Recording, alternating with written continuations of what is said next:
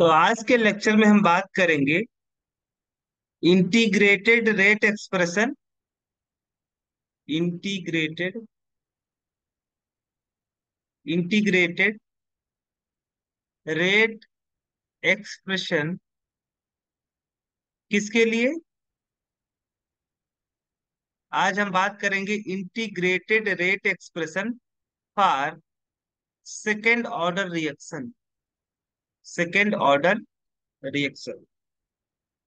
तो आज हम ऑब्टेन करेंगे integrated rate expression for second order reaction. Second order reaction क्या होता है? तो ऐसा reaction, those reaction for which those reaction for which rate of reaction depend on concentration of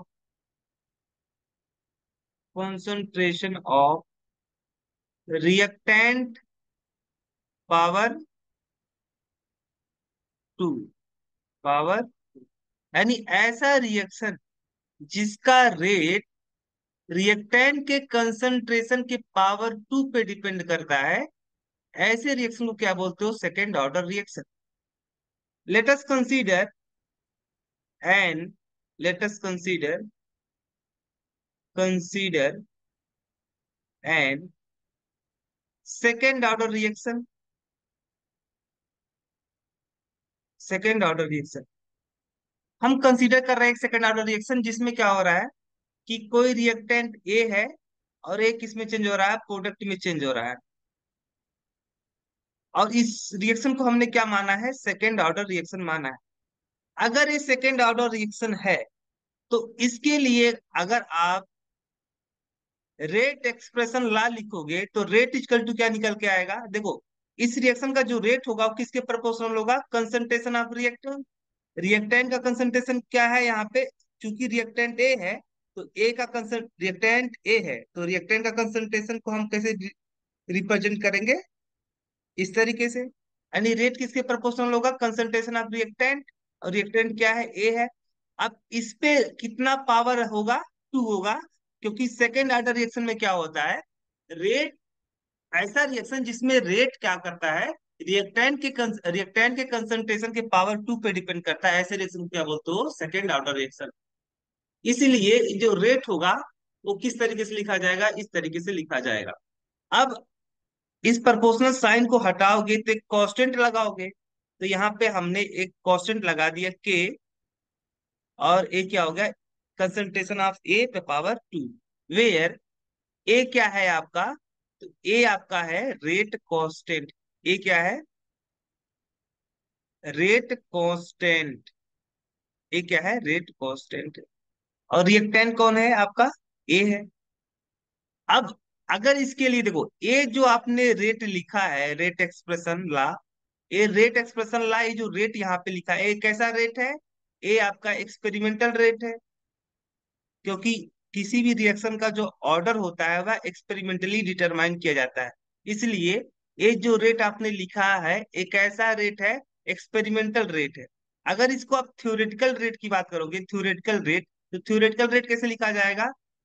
rate equal to minus D A by D T. Minus D A by D T.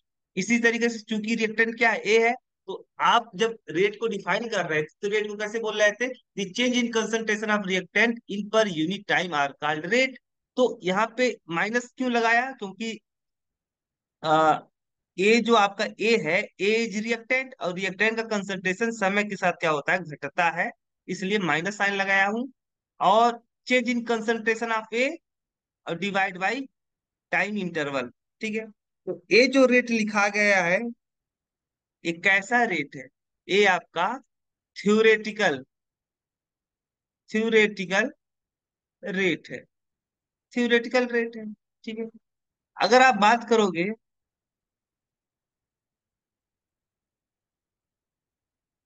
अगर आप बात करोगे अगर आप experimental rate, तो चूंकि दोनों same reaction के लिए रेट लिखा गया है, सेम रिएक्शन था, रिएक्शन तो यही था, इस रिएक्शन के लिए रेट लिखा गया था, एक बार एक्सपेरिमेंटल रेट लिखा, एक बार थ्योरेटिकल रेट। क्योंकि रिएक्शन तो एक ही है, इसलिए एक्सपेरिमेंटल रेट और थ्योरेटिकल रेट को आपको क्या करना पड़ेगा, इक्वल करना पड़ेगा। थ्योरेटिकल रेट, दोनों तो रेट ही है, दोनों सेम ही तो होंगे। आपका इस तरीके से आएगा, -dA/dt। ठीक है। अगर आप क्या करते हो, इस वाले टर्म को यहाँ पे नीचे ला देते हो, तो क्या हो जाएगा, -dA/ कंसंट्रेशन पावर 2। और ए वाला क्या होगा, अगर ए वाला क्वांटिटी आप यहाँ पे लाते हो, तो ए वाली क्वांटिटी आपको यहाँ पे क्रॉस मल्टीप्लाई करना पड़ेगा, तो क्या हो जाएगा, k/dt हो जाएगा। ठीक है। अब क्या करो, आप माइनस को इधर भेज दो, तो माइनस साइन अगर इधर चला जाएगा, तो क्या हो जाएगा, dA/, कंसंट्रेशन ऑफ ए पे पावर 2, और एक क्या होगा, -k/dt। ठीक है, -k/dt। अब दोनों पक्षों का क्या करो, दोनों साइड का इंटीग्रेशन कर दो। लो, इंटीग्रेशन भी हो गया। अब लिमिट भी लगाना पड़ेगा। तो इनिशियल कंसेंट देखो, ए जो था आपका, ठीक है, ए किस में चेंज हो रहा था, प्रोडक्ट में चेंज हो रहा था। अब मान लो initial concentration of reactant A कितना है, ए कैपिटल ए नॉट है initial. Initial what is A naught, A naught is initial concentration of reactant A. ठीक है। तो यहाँ पे लिमिट क्या लगेगा आपका, मान लो कि at time t equal to concentration of A कितना है, ए नॉट है। और मान लो टाइम टी पर रिएक्टेंट ए का कंसंट्रेशन कितना हो जाता है, ए हो जाता है। तो इनिशियल देखो, लोअर लिमिट क्या होगा आपका, इनिशियल कंसंट्रेशन। अपर लिमिट क्या होगा, फाइनल कंसंट्रेशन। और फाइनल कंसंट्रेशन कितना है, ए है। और यहाँ पे टाइम का लिमिट क्या होगा, 0 से T तक। ठीक है। तो आप जानते हो कि अगर इंटीग्रेशन dx/x पे पावर n लिखा हुआ है, तो इसका इंटीग्रेशन क्या होता है, अगर कहीं पे लिखा हुआ है इंटीग्रेशन, 1 मिनट, अगर कहीं पे लिखा हुआ है, अगर कहीं पे लिखा हुआ है integration x power n dx, तो इसकी वैल्यू कितनी होती है, x⁻n+1/n+1। ठीक है। तो सेम तरीके से अगर आप बात करोगे इंटीग्रेशन, देखो डी ए हो गया, और इस वाली क्वांटिटी को अगर आप ऊपर ले जाओगे, तो क्या हो जाएगा, ए पे पावर -2 हो जाएगा। और लिमिट क्या होगा, ए नॉट से ए। और इसका जब देखो, ए वाली क्वांटिटी क्या है आपकी, रेट कांस्टेंट। व्हाट, के क्या है, माइनस देखो, ए क्वांटिटी जो के लिखा है, व्हाट इज के is rate constant for second order reaction. और किसी भी सेकेंड ऑर्डर रिएक्शन के लिए जो रेट कांस्टेंट होता है वह फिक्स होता है। सो ये जो वैल्यू है, ये क्या होगी, फिक्स होगी। और जो फिक्स वैल्यू होती है उसे आप क्या करते हो, इंटीग्रेशन से बाहर निकाल लेते हो, तो माइनस के बाहर निकल गया, आपका इंटीग्रेशन हो गया dt। लिमिट क्या होगा, 0 से T होगा। अब देखो, यहाँ पे अगर इस इस इंटीग्रेशन से आप कंपेयर करोगे, n की वैल्यू क्या है, -2 है। अब -2 है, तो इस हिसाब से यहाँ पे क्या बनेगा, आपका इंटीग्रेशन की वैल्यू क्या होगी, देखो ए, देखो जो क्वांटिटी जो वेरिएबल था, वेरिएबल क्या था, यहाँ पे x था, यहाँ पे a था, तो a हो गया। और n की वैल्यू क्या है, यहाँ पे -2 है, n+1 यानी -2+1। n का काम कौन कर रहा है, -2। और डिवाइड बाई n+1 यानी -2+1। और a आपका लिमिट लगेगा a नॉट से a -k। देखो अगर इंटीग्रेशन लिखा है dx, तो इसकी वैल्यू क्या होगी, x होती है। तो सेम तरीके से यहाँ पे क्या होगी, t होगी। इसका इंटीग्रेशन क्या होगा, t होगा। और लिमिट क्या लगेगा, 0 से T होगा। तो यहां से आप निकल के आएगा आपका, देखो नीचे वाली वैल्यू क्या आएगी, -1। तो यहाँ पे आपका आएगा ए पे पावर -1/-1, और यहाँ पे क्या आएगा नीचे वाला लिमिट क्या होगा, लोअर लिमिट ए नॉट, ऊपर वाला लिमिट क्या होगा, अपर लिमिट क्या होगा, ए होगा, और माइनस के। आप इस टी को यहाँ पे आप अपर लिमिट को यहाँ पे रखोगे तो टी हो जाएगा, और टी की जगह लोअर लिमिट रखोगे माइनस, टी की जगह पे जीरो रखोगे तो जीरो हो जाएगा। ठीक है। तो यहाँ से अगर आप करते हो, देखो इसको आप क्या लिख सकते हो, 1/a भी लिख सकते हो, -1/a भी लिख सकते हो। ठीक है, क्योंकि ए का इनवर्स अगर है, ए का इनवर्स का मतलब 1/a होता है, सेम तरीके से लिख दिया। यहाँ पे अपर लिमिट ए और lower limit A not, minus के, इसकी पे ए क्या होगा, टी हो गया, तो यहाँ पे टी हो गया। ठीक है, तो यहाँ पे क्या होगा, अपर लिमिट रखोगे -1/a हो जाएगा, माइनस लोअर लिमिट, इस वाली क्वांटिटी में लोअर लिमिट रखोगे तो क्या होगा, 1/a0 हो जाएगा, इसकल टू के टी। यहाँ पे क्या निकल के आया, 1/a, तो माइनस माइनस प्लस हो गया, 1/a0 इसकल टू के टी। ठीक है, के टी हो गया। अब बात करोगे अगर आप,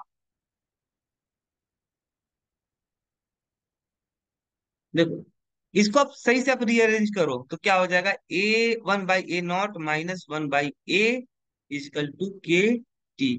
this is your integrated rate expression, this is your integrated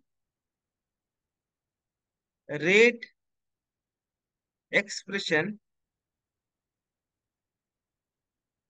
for second order reaction, this is your integrated rate expression for second order reaction.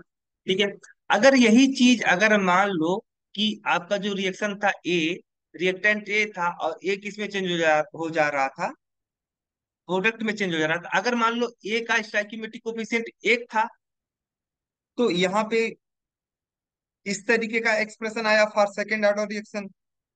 But अगर आपका रिएक्टेंट का स्टोइकियोमेट्रिक कोफिशिएंट मान लो m है, तो यही रेट कांस्टेंट सेकेंड ऑर्डर, इस second order reaction के लिए जो रेट इंटीग्रेटेड रेट एक्सप्रेशन आएगा, इसमें थोड़ा सा चेंजिंग आएगी, आएगा इसी टाइप का।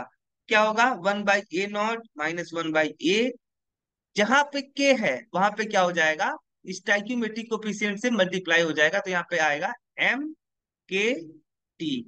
ठीक है, अगर जब स्टोइकियोमेट्रिक कोफिशिएंट दिया होगा तब यहाँ पे कुछ भी आपको देखो, ये दोनों इक्वेशन को अलग अलग याद नहीं करना है, बस यही इक्वेशन आप याद रखना, बस याद रखना कि जब रिएक्टेंट का स्टोइकियोमेट्रिक कोफिशिएंट 1 ना होकर के कुछ वैल्यू होगी, उस वैल्यू को, उस स्टोइकियोमेट्रिक कोफिशिएंट को कैसे मल्टीप्लाई कर देना, बस इतना ही करना है। ठीक है, अब अगर बात करोगे, देखो बात करोगे हाफ लाइफ टाइम की, half life time, half life time क्या होता है, ये तो आपको पता ही है, वह टाइम जिसमें रिएक्टेंट का कंसंट्रेशन अपने इनिशियल कंसंट्रेशन का कितना हो जाता है, हाफ हो जाता है, वह टाइम पीरियड क्या कहलाता है, हाफ टाइम कहलाता है। तो हाफ टाइम में क्या होगा, हाफ टाइम में जो रिएक्टेंट होगा उसका कंसंट्रेशन इनिशियल कंसंट्रेशन का कितना हो जाएगा, हाफ हो जाएगा, यानी यहाँ पे इस तरीके से जो फाइनल कंसंट्रेशन बनेगा रिएक्टेंट का वो कितना होगा, इनिशियल कंसंट्रेशन A0 था तो A0 का 2/2 हो जाएगा, हाफ हो जाएगा। ठीक है, तो यहाँ पे आपको क्या करना है, जहां टी है वहां पे टी हाफ रख देना है, और जहां पे फाइनल कंसंट्रेशन है वहां पे क्या रख देना है, इनिशियल कंसंट्रेशन का हाफ रख देना है। यही चीज अगर यहाँ पे पुटअप करोगे तो क्या होगा, 1/a0 -1/a की जगह पे क्या लिखना है, A0/2, और के टी की जगह टी हाफ रख देना है, तो यहाँ पे क्या आएगा, 1/a0 -2/a0 इजकल टू के टी हाफ। ठीक है, तो यहाँ पे क्या आएगा, 1/a0 इजकल टू के टी हाफ। ठीक है, के टी हाफ, तो यहाँ से टी हाफ इजकल टू क्या आएगा, 1/KA0।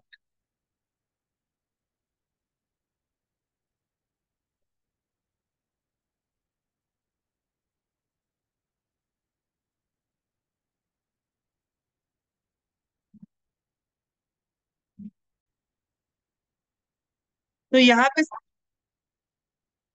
यहाँ पे थोड़ा सा सिली मिस्टेक हो गया था। देखो यहाँ पे -KDT था, तो यहाँ पे मैं माइनस साइन भूल गया था। तो अगर माइनस साइन ना आप भूले होते तो क्या होता, इस तरीके से होता। और यहाँ पे आप दोनों पक्षों में क्या करते, दोनों साइड में माइनस से मल्टीप्लाई कर देते, तो यहाँ पे एक्सप्रेशन आपका क्या आता, हल्का सा चेंजिंग आता।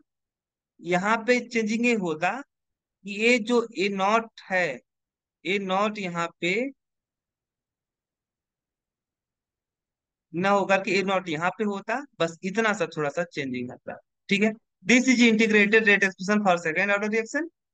और यहाँ से आप बात करते तो क्या आता, 1/A0। यहाँ पे A0, ए जो आपका A0 है, A0 यहाँ पे आता, वहां यहाँ पे ए आता। इसको अगर मैं कहूँ कि इसको अभी छोड़ दो इसको, ठीक है। देखो, इन हाफ लाइफ टाइम की बात कर रहे हैं, तो हाफ लाइफ टाइम में क्या होगा, जो फाइनल कंसंट्रेशन होगा वह इनिशियल कंसंट्रेशन का हाफ रह जाएगा।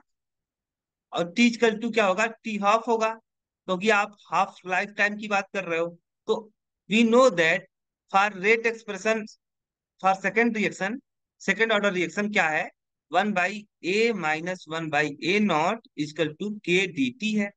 ठीक है। तो यहाँ पे ए की जगह क्या रखोगे, A0/2। और वहां पे यहाँ पे A0 इक्वल टू KDT।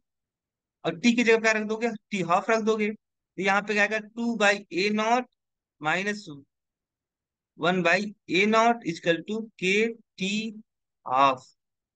ठीक है। तो यहाँ पे क्या आएगा, 1/A0 equal to KT half. ठीक है। तो टी हाफ इक्वल टू क्या आएगा आपका यहाँ पे, 1/KA0। ठीक है। इसका मतलब हुआ सेकेंड ऑर्डर रिएक्शन का जो हाफ लाइफ टाइम होता है वह किसके रेसिप्रोकल या किसके एंटी प्रोपोर्शनल होता है, one concentration of reactant. Reactant के कंसंट्रेशन, रिएक्टेंट के इनिशियल कंसंट्रेशन के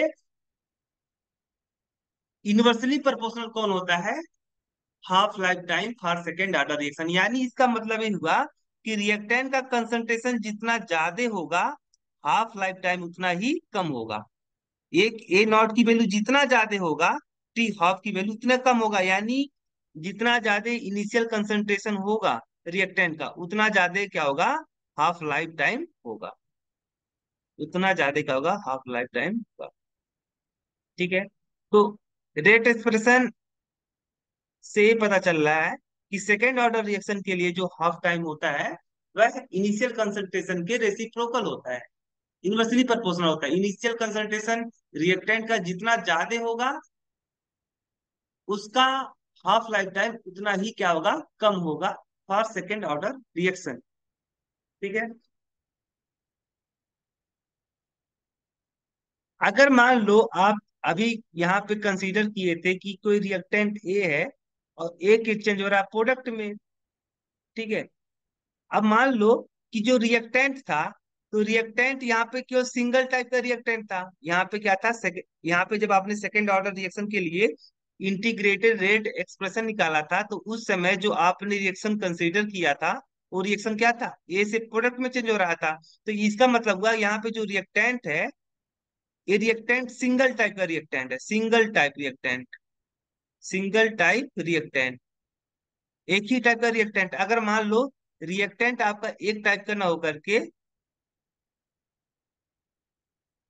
रिएक्टेंट मान लो दो टाइप के रिएक्टेंट है, ए और बी, और ए चेंज हो रहा है आपका प्रोडक्ट पी में, दिस इज मान लो सेकेंड ऑर्डर रिएक्शन। तो इस केस में जब रिएक्टेंट का, reactant are different when reactant are different, reactant are different, जब आपके रिएक्टेंट डिफरेंट हो, तो उस समय सेकेंड ऑर्डर रिएक्शन के लिए इंटीग्रेटेड रेट एक्सप्रेशन कैसे निकाला जाएगा उसको हम देखते हैं। तो मान लो आपका कि रिएक्टेंट आपके, एक रिएक्टेंट ए है और एक रिएक्टेंट बी है, ये दोनों आपस में कंबाइन करके प्रोडक्ट पी बना रहा है। This is second order reaction. अगर सेकंड ऑर्डर रिएक्शन है तो इसके लिए जो रेट होगा वो किसके प्रोपोर्शनल होगा, concentration of A and concentration of B. और दोनों के रिस्पेक्ट में ऑर्डर क्या है, फर्स्ट ऑर्डर है, तो इस पे पावर वन, इस पे पावर वन। और पूरे ओवरऑल रिएक्शन के लिए जो रेट निकलेगा, ऑर्डर निकलेगा पूरे रिएक्शन के लिए, for whole reaction order will be two. क्यों? क्योंकि जितने भी पावर होते हैं रिएक्टेंट, रिएक्टेंट कंसंट्रेशन टर्म के ऊपर जितने भी पावर होते हैं सारे पावर जुड़ जाते हैं। तो वन प्लस वन मतलब इस रिएक्शन का जो ऑर्डर हुआ है वो क्या है, टू है। ये तो आपने ऐसा पहले आपने कंसीडर ही कर रखा है कि जो रिएक्शन है वो कैसा रिएक्शन है, सेकंड ऑर्डर रिएक्शन है। अब मान लो at time t equal to zero, A का कंसंट्रेशन क्या है, स्मॉल ए है, और बी का जो कंसंट्रेशन है वो कितना है, स्मॉल बी है। आप एट टाइम टी पे बात करोगे तो ए का कुछ अमाउंट रिएक्ट कर चुका होगा, ठीक है, क्योंकि जब समय बीतेगा तो धीरे धीरे करके क्या होगा, रिएक्टेंट खर्च होगा। और वो रिएक्टेंट जो खर्च होगा वो किस में कन्वर्ट होगा, प्रोडक्ट में खर्च खर्च होगा, प्रोडक्ट बनेगा। तो मान लो इनिशियल कंसंट्रेशन ए था, ए का, और बी का कंसंट्रेशन कितना था, स्मॉल बी था। अब टाइम टी पे, टाइम टी सेकंड बाद क्या हुआ, ए का एक्स अमाउंट रिएक्ट कर गया विथ बी, और बी का कितना अमाउंट रिएक्ट किया होगा, ए भी एक्स अमाउंट रिएक्ट किया होगा, और प्रोडक्ट बन गया आपका, प्रोडक्ट बन गया। तो देखो यहां से ये देखने को मिल रहा है कि जब रिएक्टेंट ए का एक मोल और रिएक्टेंट बी का एक मोल आपस में रिएक्ट करेगा तो प्रोडक्ट का एक मोल बनेगा। सेम तरीके से अगर रिएक्टेंट का एक्स मोल और रिएक्टेंट बी का एक्स मोल आपस में रिएक्ट करेगा तो प्रोडक्ट का कितना मोल बनेगा, एक्स मोल बनेगा। ठीक है, तो अगर आप क्या करते हो, रेट लिखते हो, तो रेट इजकल टू, आपको पता है रेट क्या होता है, change in concentration of reactant or product, change in concentration of reactant or product in per unit time are called rate. तो रेट को आप प्रोडक्ट के टर्म में लिखोगे तो change in concentration of product in per unit time, तो per unit का time का मतलब डीटी, डीटी से क्या करोगे, डिवाइड कर दोगे। यहाँ पे प्लस का साइन है इसलिए क्योंकि प्रोडक्ट का कंसंट्रेशन समय के साथ क्या होता है, इंक्रीज करता है। अब इसके लिए अगर आप एक्सपेरिमेंटल रेट लिखोगे तो क्या बनेगा आपका, rate equal to rate constant into concentration of A into concentration of B, इस तरीके से बनेगा। ठीक है, यहाँ पे देखो एक रेट ए है और एक रेट आपका ए है। ए रेट जो है आपका थ्योरेटिकल रेट है और ए जो रेट है आपका एक्सपेरिमेंटल रेट है। अगर आप एक्सपेरिमेंटल रेट और थ्योरेटिकल रेट को इक्वल कर देते हो तो कैसा बनेगा, dp by dt equal to k concentration of A concentration of B. ठीक है, पी का देखो product, concentration of product, product का कंसंट्रेशन एट टाइम टी कितना है, एक्स है, तो यहाँ पे पी की जगह क्या रखोगे, कंसंट्रेशन ऑफ पी की जगह क्या रखोगे, एक्स रखोगे, तो क्या हो जाएगा D X by D T. A concentration of reactant A at time T कितना है, A minus X, A minus X, और यहाँ पे क्या हो जाएगा, बी माइनस एक्स हो जाएगा। ठीक है, अब इसको आप क्या करोगे, अगर इस वाले टर्म को आप इधर ले आते हो और इस वाले टर्म को इधर ले जाते हो तो क्या बनेगा, D X by A minus X into B minus X equal to के डी टी। अब दोनों पक्षों का क्या करते हो, आप दोनों साइड का इंटीग्रेशन करते हो तो क्या बनेगा आपका, इस तरीके से बनेगा। ठीक है, अब देखो अगर दो क्वांटिटी आपका है, मान लो कि है डी एक्स, इस तरीके से है। ठीक है,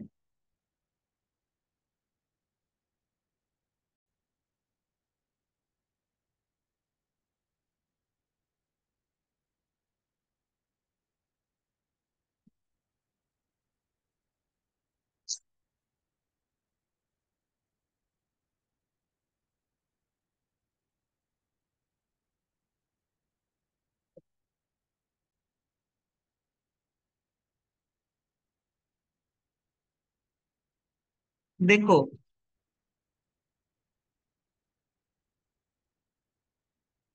हमने बात किया था कि अगर रिएक्टेंट आपके डिफरेंट हो, तो रिएक्टेंट डिफरेंट होने के केस में, जैसे अभी इससे पहले जो हमने रेट एक्सप्रेशन निकाला था, इंटीग्रेटेड रेट एक्सप्रेशन, जो हमारा क्या आया था, ए वाला आया। इस रिएक्शन, ये जो रिएक्शन इंटीग्रेटेड रेट एक्सप्रेशन आया है, वह किस टाइप के रिएक्शन के लिए आया है? उसमें इस टाइप के, ए वाला, इसमें हमने क्या किया था, कोई रिएक्टेंट ए लिया था और ए को हम कन्वर्ट कर रहे थे प्रोडक्ट पी में। यानी रिएक्टेंट जो यहाँ पे है आपका, ये सिंगल टाइप का रिएक्टेंट है, यानी किसी और टाइप का रिएक्टेंट नहीं है, केवल एक ही टाइप के रिएक्टेंट है। और इसके लिए हमने जब इंटीग्रेटेड रेट एक्सप्रेशन निकाला तो ये निकल के आया। अब अगर हम बात करेंगे कि अगर रिएक्टेंट आपके क्या है, डिफरेंट है, व्हेन रिएक्टेंट आर डिफरेंट, मान लो कि दो टाइप के रिएक्टेंट है, एक ए है और एक क्या है, बी है। ये दोनों आपस में रिएक्ट करके प्रोडक्ट पी बना रहा है, और एक किस टाइप का रिएक्शन है, सेकेंड ऑर्डर रिएक्शन है। तो इस रिएक्शन का जो रेट होगा किसके प्रोपोर्शनल होगा, कंसंट्रेशन ऑफ ए और कंसंट्रेशन ऑफ बी। मान लो at time t equal to, initial concentration of reactant A कितना, स्मॉल है, और रिएक्टेंट बी का कंसंट्रेशन कितना है, initial concentration of reactant B कितना है, स्मॉल बी है। अब टाइम टी, कुछ समय बीता, टी सेकंड बीता, तो टी सेकंड बाद क्या होगा, मान लो कि रिएक्टेंट ए का एक्स मोल और रिएक्टेंट बी का एक्स मोल आपस में कंबाइन करके प्रोडक्ट बना लिए, तो प्रोडक्ट का कितना मोल बनेगा, एक्स मोल बनेगा। क्यों एक्स मोल बनेगा? क्योंकि देखो, रिएक्टेंट का एक मोल और रिएक्टेंट ए का एक मोल और रिएक्टेंट बी का एक मोल आपस में कंबाइन करके प्रोडक्ट का एक मोल बन रहा है। सेम तरीके से अगर आप बात करोगे, रिएक्टेंट ए का एक्स मोल आपस कंबाइन कर जाए और रिएक्टेंट बी का एक्स मोल कंबाइन कर जाए, ठीक है, दोनों का, रिएक्टेंट ए का एक्स मोल और रिएक्टेंट बी का एक्स मोल अगर आपस में कंबाइन कर रहे हैं, तो प्रोडक्ट का कितना मोल बनेगा, एक्स मोल बनेगा। अब अगर आप बात करते हो इस रिएक्शन का रेट, तो रेट इक्वल टू क्या होता है, आपको पता ही है, change in concentration of reactant or product in per unit time are called rate. तो रेट को आप प्रोडक्ट की कंसंट्रेशन के टर्म में लिख सकते हो, तो change in concentration of product यानी डीपी, डी इन पर यूनिट टाइम, यानी डिवाइड किससे करोगे, टाइम इंटरवल से डिवाइड करोगे, तो इस तरीके का आएगा। तो ये जो रेट आपका लिखा गया है, कैसा रेट है, एक थ्योरेटिकल रेट है, थ्योरेटिकल रेट। और सेम तरीके से अगर आप इस रिएक्शन के लिए रेट एक्सप्रेशन ला लिखोगे, तो रेट इक्वल टू क्या होगा, rate constant into concentration of A और कंसंट्रेशन ऑफ बी, दोनों का प्रोडक्ट बनेगा। ठीक है, ये जो रेट है वो कैसा रेट है, एक्सपेरिमेंटल रेट है, एक्सपेरिमेंटल रेट है। थ्योरेटिकल रेट और एक्सपेरिमेंटल रेट को अगर इक्वल कर दोगे तो क्या बनेगा, इस रेट को इस रेट के इक्वल कर दोगे, ऐसा कुछ बनेगा। अभी ऐसे केस में देखो, प्रोडक्ट का कंसंट्रेशन एट टाइम टी कितना है, एक्स है, तो यहाँ पे कंसंट्रेशन आप पी की जगह क्या रखोगे, हम रखेंगे एक्स रखेंगे, ठीक है। और एट टाइम टी पर रिएक्टेंट का कंसंट्रेशन कितना है, रिएक्टेंट ए का कंसंट्रेशन ए माइनस एक्स है, और रिएक्टेंट बी का कंसंट्रेशन कितना है, बी माइनस एक्स है, ठीक है, बी माइनस एक्स। अगर इस क्वांटिटी को आप क्या करते हो, इधर ले आते हो, और इस क्वांटिटी को इधर ले जाते हो, और फिर क्या कर देते हो, इंटीग्रेशन कर देते हो, तो इस तरीके का सिचुएशन बनेगा। ठीक है, अगर मैं बात कर रहा हूं कि अगर मान लो इंटीग्रेशन आपको करना है एक्स इंटू, मान लो वाई, इस तरीके से करना है, ठीक है। वाई, वाई आप मत कंसीडर करो, आप कंसीडर कर लो एक एक्स है, एक आपका,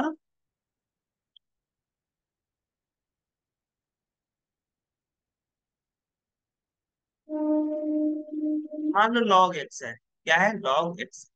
तो दो फंक्शन है, एक फंक्शन है आपका वन अपॉन एक्स और दूसरा फंक्शन क्या है, वन अपॉन लॉग एक्स है।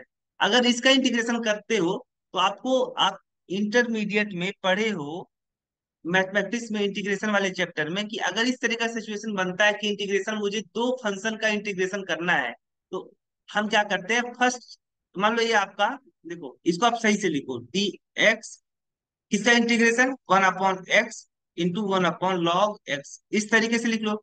ये मान लो आपका फर्स्ट फंक्शन है और ये क्या है, second function, this is first function और दिस इज सेकंड फंक्शन। ठीक, ठीक है। तो फर्स्ट फंक्शन को आप बाहर कर लो और क्या करो, इंटीग्रेशन कर दो सेकेंड फंक्शन का। ये integration of second function, minus क्या करोगे, अब एक बार आपने फर्स्ट फंक्शन को बाहर निकाला था, अब क्या करो सेकंड फंक्शन को आप बाहर निकालो और फर्स्ट फंक्शन का क्या करो, इंटीग्रेशन कर दो। ठीक है, इस तरीके सेम तरीके से इस वाले मेथड को क्या बोलते हो, पार्शियल इंटीग्रेशन मेथड। तो पार्शियल इंटीग्रेशन मेथड का अगर यूज आप करते हो तो इस रिएक्शन, इस अगर पार्शियल इंटीग्रेशन मेथड यूज करते हो तो पार्शियल इंटीग्रेशन मेथड यूज करने पे जो आपको रेट इंटीग्रेटेड रेट एक्सप्रेशन मिलेगा वो किस तरीके का मिलेगा, इस तरीके से मिलेगा। यहाँ पे आपका बनेगा के डी टी, के टी बनेगा। और यहाँ पे क्या बनेगा, इस ए वाला इंटीग्रेशन की जो वैल्यू निकल के आएगी जब आप पार्शियल इंटीग्रेशन मेथड का यूज करोगे, थोड़ा सा लंबा होगा इसलिए मैं यहाँ पे इसे डराइव नहीं कर रहा हूँ, इसको मैं डायरेक्ट लिखता हूँ। इसका जो वैल्यू निकल के आएगी, इसकी वैल्यू निकल के आएगी 2.303 by A minus B log B A minus X by A B minus X equal to के डी टी। ठीक है, के डी टी यही यहाँ निकल के आएगा आपका। ठीक है, यही निकल के आएगा। तो this is integrated rate expression for second order reaction when reactant are different. जब रिएक्टेंट डिफरेंट हो तो उस समय जो इंटीग्रेटेड रेट एक्सप्रेशन बनता है फॉर सेकेंड ऑर्डर रिएक्शन, ये इस तरीके का बनता है। देखो एज को तब लिखते हो जब, ए तब लिखा जाएगा जब आपका initial concentration of reactant A is greater than initial concentration of reactant B. यानी जब ए की वैल्यू बी से ज्यादा होगी, यानी concentration of A, initial concentration of A is greater than initial concentration of B, ऐसा कुछ होगा सिचुएशन तब ये बनेगा। अगर मान लो बी का कंसंट्रेशन आपका is greater, initial concentration of reactant B is greater than initial concentration of reactant A, अगर इस तरीके का सिचुएशन बन रहा है यानी B, small B is greater than small A, उस समय यहाँ पे थोड़ा सा क्या होगा, चेंजिंग आ जाएगा। और किस तरीके का चेंजिंग आएगा, इस तरीके से यहाँ पे बनेगा k t equal to 2.303 by B minus A हो जाएगा और लॉग, लॉग यहाँ पे क्या बनेगा, बी ए माइनस एक्स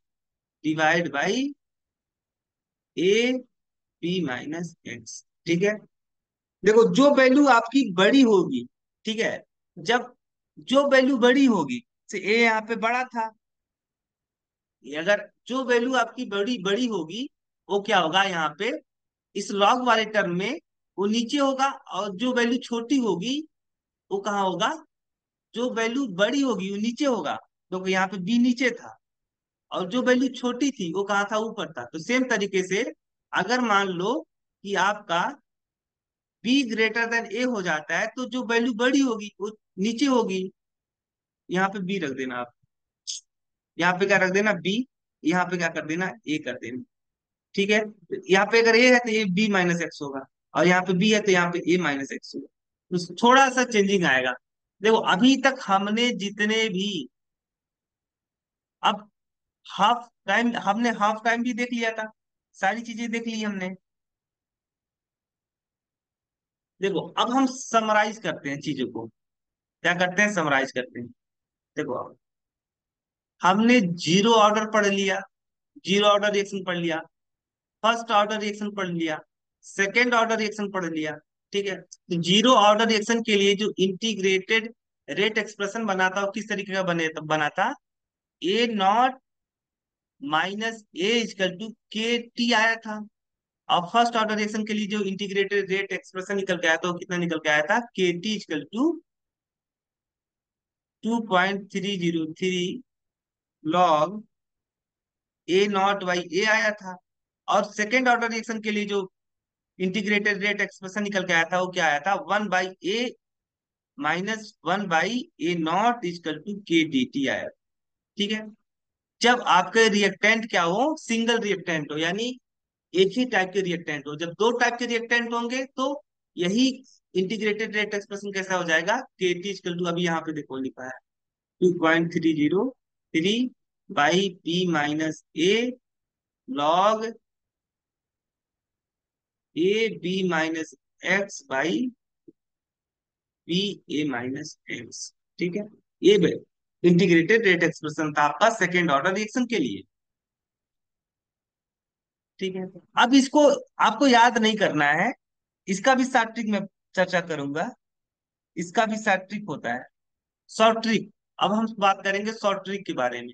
तो शॉर्ट ट्रिक क्या होगा, अगर आपको लिखना है integrated rate expression for first zero order reaction, तो जीरो ऑर्डर रिएक्शन में देखो, आपको ये अच्छे से पता होना चाहिए कि ए नॉट जो हम बार बार यूज कर रहे हैं, वो ए नॉट क्या है, इनिशियल कंसंट्रेशन।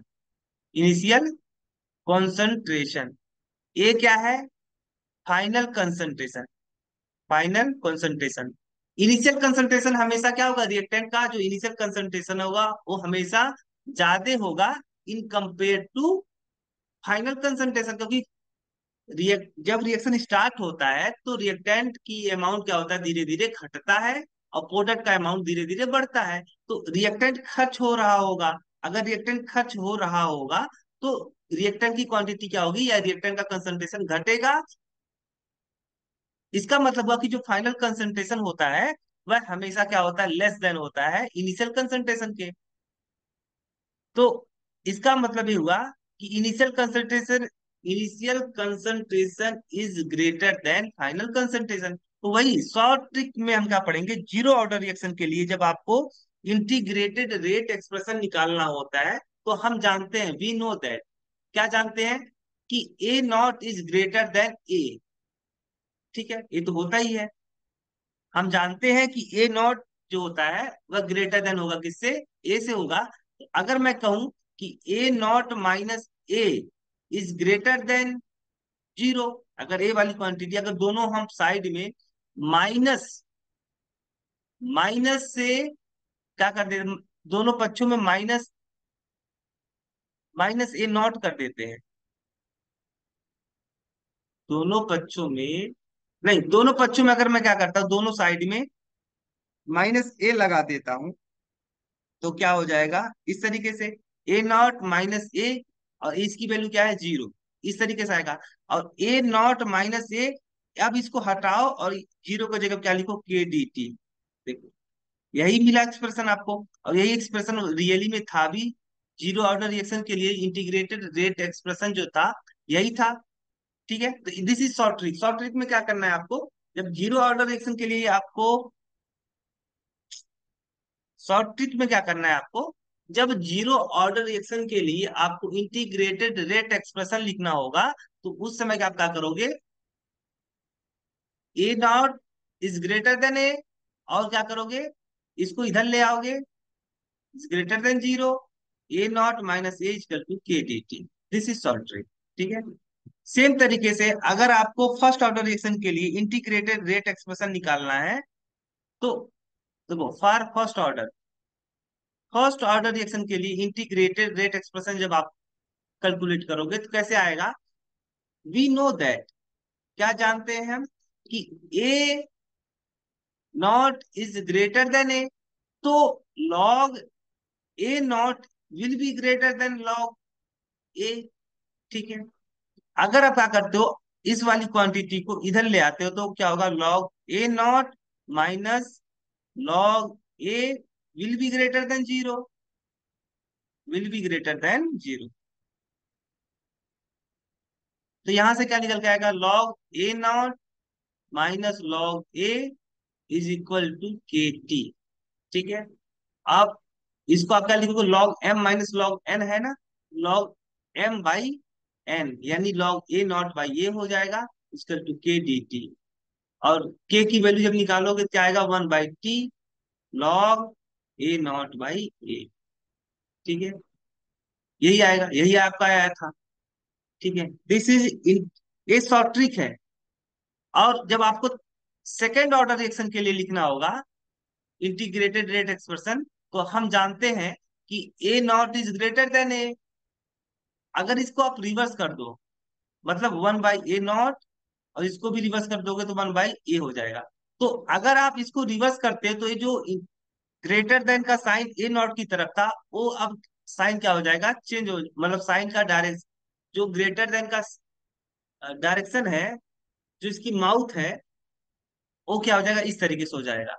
ठीक है, यानी इसका मतलब हुआ कि अब क्या होगा, जब इसको रिवर्स कर दोगे तो ये साइन भी क्या हो जाएगा, रिवर्स हो जाएगा। यानी 1/a is greater then 1/a0। अगर आप क्या करोगे यहाँ पे, अब इस क्वांटिटी को आप इधर ले आओगे तो क्या हो जाएगा, 1/a minus 1/a0 is greater then 0। अब जीरो को जगह क्या लिखना है आपको, के डी टी लिखना है, 1/a माइनस 1/a।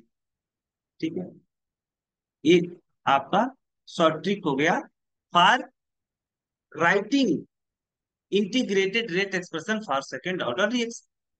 तो कोई भी आपको फर्स्ट ऑर्डर या जीरो ऑर्डर हो या सेकेंड ऑर्डर हो, इन सारे ऑर्डर के लिए अगर आपको इंटीग्रेटेड रेट एक्सप्रेशन लिखना है तो आपको याद नहीं करना है, बस आपको थोड़ा सा शॉर्ट ट्रिक अपने दिमाग में रखना है। वो किस तरीके से शॉर्ट ट्रिक काम आएगा, वो यहाँ पे हमने चर्चा कर लिया। देखो, जीरो ऑर्डर रिएक्शन के लिए जो आपका हाफ लाइफ टाइम आया था वो कितना आया था, पहली नंबर तो आप क्या लिखो, जीरो ऑर्डर रिएक्शन के लिए इंटीग्रेटेड रेट एक्सप्रेशन लिखो, इस तरीके से आपका लिखा जाए। ठीक है, इसके लिए जब आपने कैलकुलेट किया था हाफ लाइफ टाइम तो क्या निकल के आया था,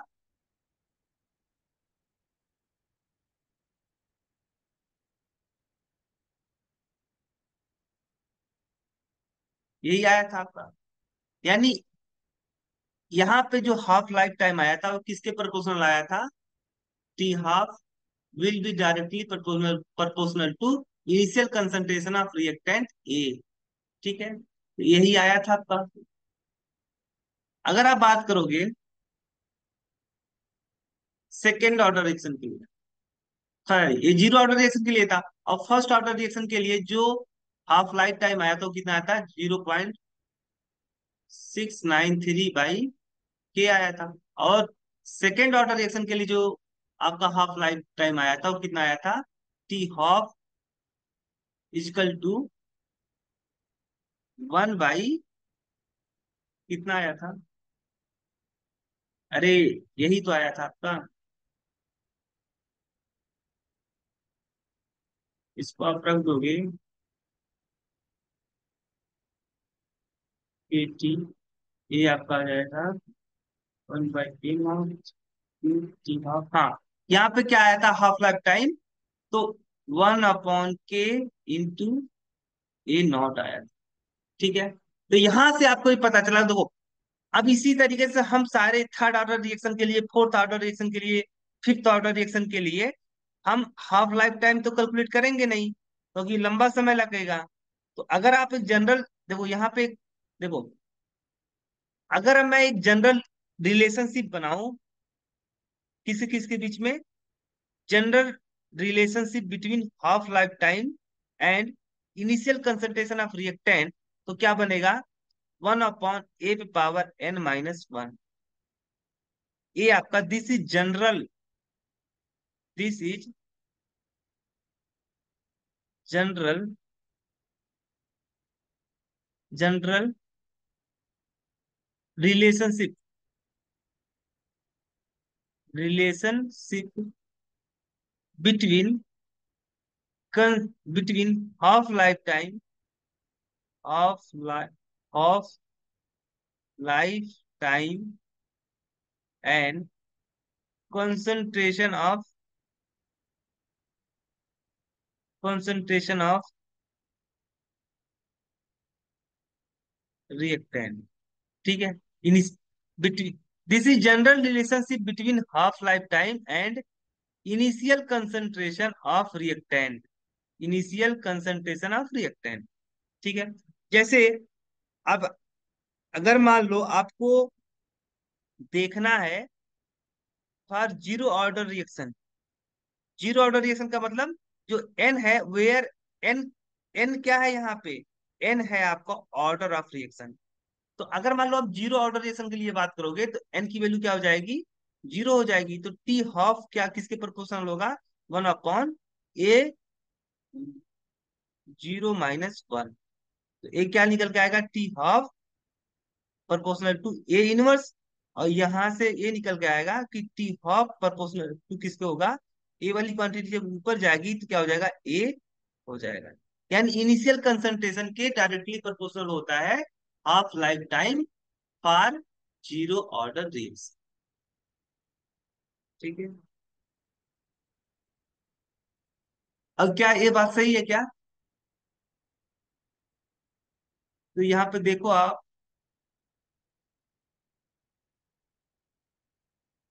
ये जो लिखा गया था आपका, ये किसके लिए लिखा गया था? जीरो ऑर्डर रिएक्शन के लिए। जीरो ऑर्डर रिएक्शन में हाफ लाइफ टाइम किसके प्रोपोर्शनल है? कंसंट्रेशन ऑफ रिएक्टेंट के डायरेक्टली प्रोपोर्शनल है हाफ लाइफ टाइम, यानी बात सही है। ठीक है। अगर आप बात करते हो, देखो जनरल जो आपका इक्वेशन है फॉर हाफ टाइम, वो क्या है?